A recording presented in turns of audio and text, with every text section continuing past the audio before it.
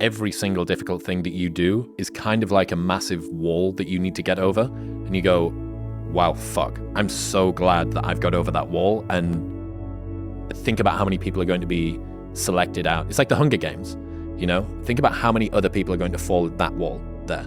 People only root for people who don't need it. Like the amount of times when I was on my lonely path where I was too different from the friends that I had, but not successful enough to be friends with the people that I wanted to be friends with. The fear is never reaching your potential. That's it. That always falling short, always quitting before you're done, always procrastinating, always not doing the right thing. And then one day you're an old man. Yep. And you look back and go, God, I could have been great. Yep.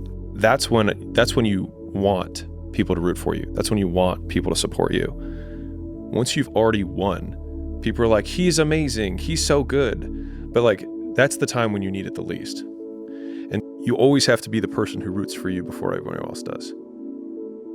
And it's usually a single clap in the auditorium for a very long period of time.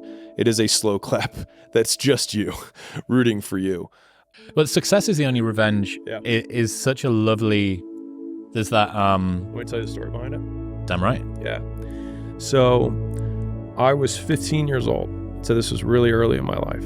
Still jacked. Still jacked. Always jacked. Perma-jacked. And this sounds so lame. So I had this teacher. So I'm a freshman in high school. And I might have been 14, whatever the age is. And I'm walking through the hallway. And this teacher is like an admin of some kind, walks out of his office. And he's like, son. And I was like, I'm like, you're just in trouble. What am I going to do? And he's like, you work out? And I was like, no. He's like, why not? I was like, I don't know how. He's like, I'll show you. He's like, you got the genes. And so that teacher, Mr. Gibbons, ended up working out with me every day in high school and showed me how to work out.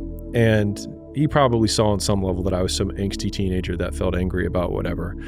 And I, during our workout sessions, would be like, this guy said this to me, like, or like this, whatever.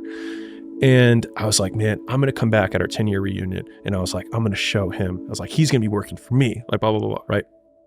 And he's like, no, he's not. And I was like, what do you mean? I was like, let me just have my moment. Right? He's like, no, he's not. He's like, and you're not going to do that. Not if I have anything to say about it when you come back for the 10-year reunion. And I was like, what do you mean? He's like, because if you come back at a 10-year reunion and say, hey, John, like everything I have, look at me now. He's like, the guy's going to laugh and be like, you did all of this to try and prove me wrong? Man, I feel sorry for you. And when he said that, when he actually played out what my like revenge fantasy was in real life, I realized it looked stupid. Petty. Yeah. He was like, the only thing that you can do is win so big that all of them constantly compare themselves to you, and then you'll forget they exist. Put that realness right in your face.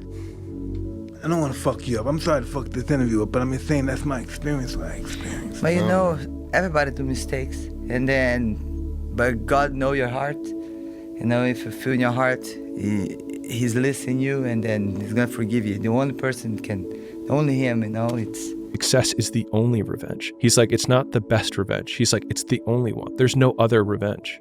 Because everything else is petty. Everything else does show that you were thinking about these people all day long, which means they win by default.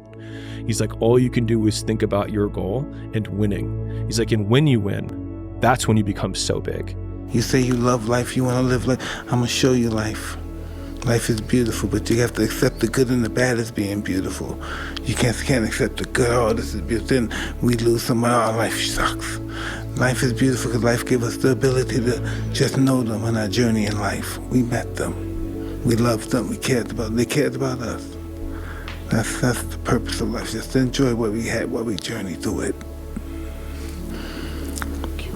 Yeah, my pleasure, brother. I needed it. We all do. Because sometimes we don't understand, like, what is this thing? What is my purpose? Why am I here?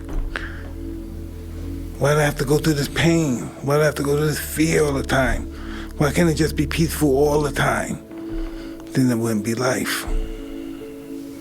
You know, it wouldn't be life. We have to take life at its term, life on life terms, not life on our terms. You know, we have to live life on life terms, not on our terms.